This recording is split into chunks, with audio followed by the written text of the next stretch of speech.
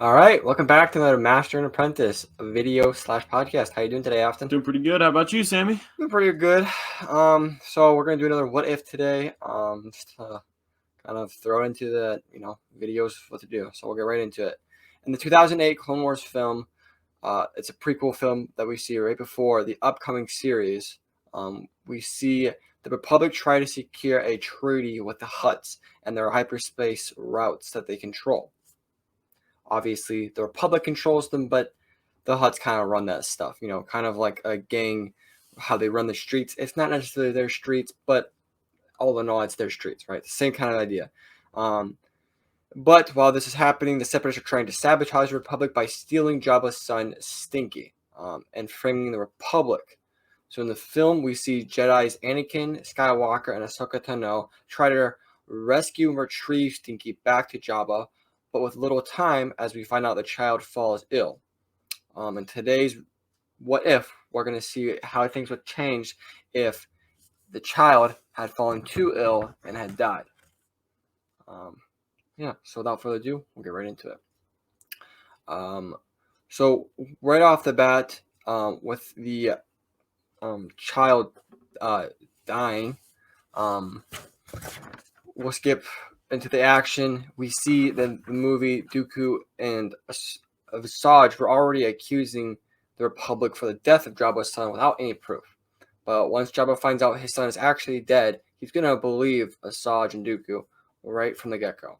And from spite and from all of that, he's going to cause up a treaty, but not only a treaty, an alliance with the CIS, for blaming the death of his son on the Republic. Immediately destroying any kind of treaty talk with the Republic. The CIS are going to have a lot easier time controlling the Outer Rim, which is really going to push the Republic out of the Outer Rim in any kind of stake, right? Because that was where a lot of the Clone Wars was held. The war was in the Outer Rim, but with the Hutts controlling, a lot of those hyperspace lanes in the Outer Rim from the mid to the Outer Rim, it's going to make it almost virtually impossible for the Republic to have any kind of stake.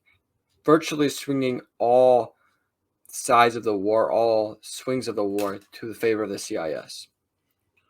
Yeah, so right now the CIS is doing much better in this war because they have those hyperspace lanes, which just give them so much more control. The Republic is now losing, and Palpatine, who's pulling the strings on both sides, is forced to speed up the war, which shortens it by, we say, about a year and a half. With this time change, the main difference that happens is Ahsoka is still Anakin's apprentice. She has not yet left the Jedi Order. Palpatine attempts to cause very similar events, such as a scene in Revenge of the Sith, Dooku getting killed. He's tried to kill Dooku. Grievous going and Utapau, that all trying to make everything happen just as it did in The Revenge of the Sith, and Anakin turning to the dark side, of course. When Anakin goes to arrest Palpatine, he does not turn because Ahsoka is there to help balance him. The only thing else that does happen is Mace Windu successfully kills Palpatine because Anakin giving him another chance, Anakin stopping what would have happened where Mace Windu, it was always debated if Mace Windu would have just killed Palpatine, but Anakin didn't turn to the dark side, and Anakin was there backing Mace Windu up. It's almost no question that Mace Windu would have killed Palpatine. Palpatine gets court-martialed, and we don't see a lot of him in the next, say, year just because of how long... Palpatine or Mace Windu? Mace Windu, I do apologize. Mace Windu gets court-martialed. Okay. Anyway, just because we're probably not going to see him for another year just because of how long those processes can take, and him being a Jedi, he's not going to just break out, or at least as highly regarded as he is. With Mace Windu gone, Anakin becomes the master with access. Sorry, the Jedi Master, a Jedi Master with access to those records that he was trying to find, the restricted files, when he is able to save Padme. So, essentially, Star Wars is no longer Star Wars because this is just the prequels now. Because Happily Ever After is pretty much how this plays out. It was Palpatine's. He wanted the war to rage on longer because it was going to stress both sides. It was going to stress the galaxy out. It was going to make everybody weaker, more willing to have a one government galaxy, right? Because they saw war for how many years with so many people dying.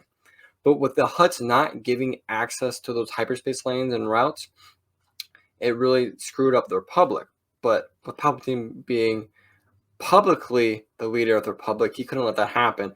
And so, like we said, forcing the events to happen a little bit quicker was to the detriment to him, and it didn't work out. And I mean, I wrote this obviously.